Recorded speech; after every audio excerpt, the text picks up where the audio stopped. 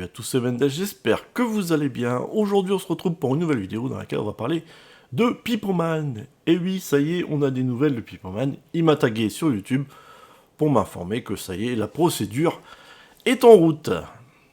Donc je vais prochainement avoir des nouvelles de lui, d'une personne que je critique sur YouTube, plus précisément. Alors il y a trois problèmes avec ce message. Premièrement, c'est que j'étais déjà au courant, j'avais fait un saut sur sa chaîne, sa troisième chaîne qui s'appelle l'Airtroen 2024.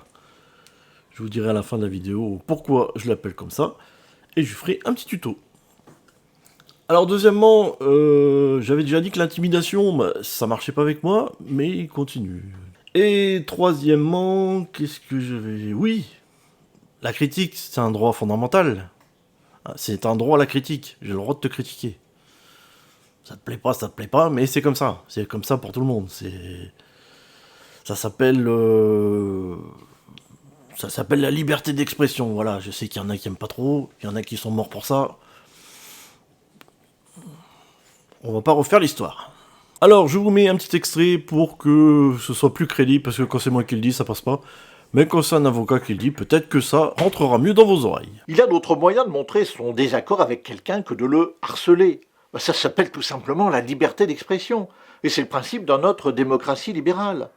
Et ces moyens d'exprimer son désaccord, cela s'appelle la liberté de critique. Une critique, ça peut être vive, ça peut être acerbe, mais c'est le jeu normal de la vie en société.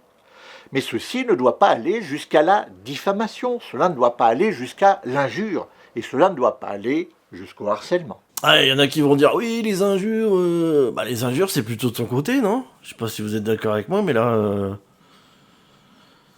la diffamation, pareil, c'est plutôt de son côté, la diffamation. Et à partir du moment où moi, j'arrive à prouver ce que je dis... Alors, le dernier point, le harcèlement. En l'occurrence, le cyberharcèlement, étant donné que ça se passe sur Internet. Alors lui, c'est ce qu'il essaye de vous faire croire.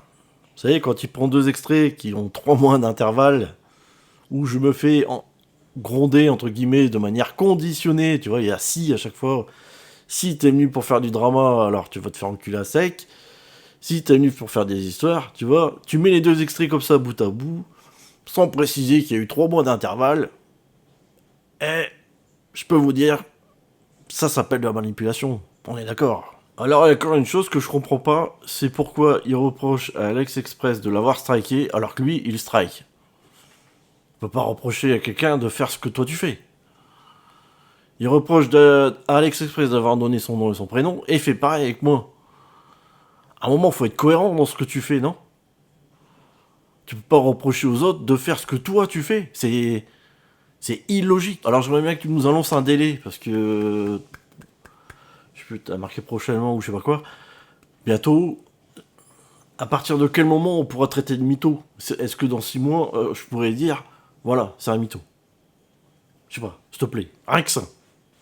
Tu veux pas discuter avec moi en live sur YouTube, mais au moins ça, quoi. Que je sache que, quand même, à partir de quel moment je vais pouvoir te traiter de mytho. Alors, on arrive au moment le plus marrant, c'est le petit tuto. Alors, c'est pour ça que j'ai dit, sa chaîne s'appelle l'Airtroen, parce que il met pas d'espace. Il met rien. Donc, je sais pas, donc, je sais pas, au moins L apostrophe, tout ça, un truc correct, quoi. Donc oui, j'ai bien compris que ça s'appelle le rétro en 2024, mais, je sais pas, tu mets des espaces. Alors, c'est parti pour le tuto.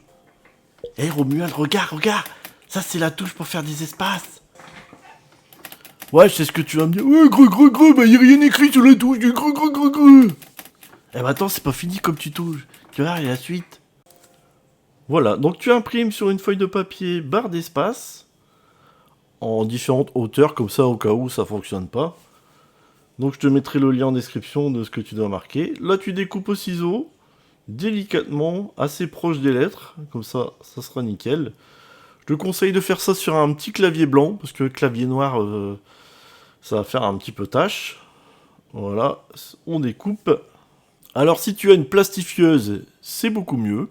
Mais faut plastifier après avoir imprimé, pas avant. Bah après, je sais pas, je vais me méfier. Alors donc on continue à découper des deux côtés. Hop, comme ceci, assez proche des lettres. Et ensuite, on prend un petit rouleau de scotch et on va venir coller notre étiquette barre d'espace. Et voilà, c'est terminé. Il est pas bon mon clavier. Moi je dis qu'il est magnifique, il est magnifique.